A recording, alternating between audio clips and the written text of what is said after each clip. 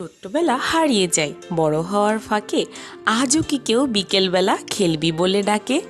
আসসালামু আলাইকুম এভরিওয়ান, আশা করি সবাই অনেক ভালো আছেন। আপনার শিশুটিকে প্রকৃতির মধ্যে আনন্দ দিয়ে শিক্ষা দিতে হবে। এই সমাজের পন্থীলতা থেকে শিশুকে দূরে রেখে তার শরীর ও মন গড়ে তুলতে হবে।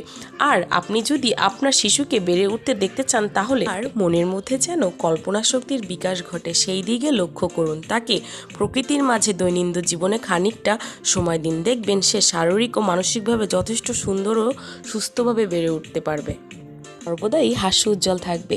আজ আমরা বরিশালের কীর্তনখোলা নদীর পাড়ে অবস্থিত অ্যাডামস পার্কটিতে চলে গিয়েছিলাম এই সুন্দর নৌকা ভ্রমণটি করে।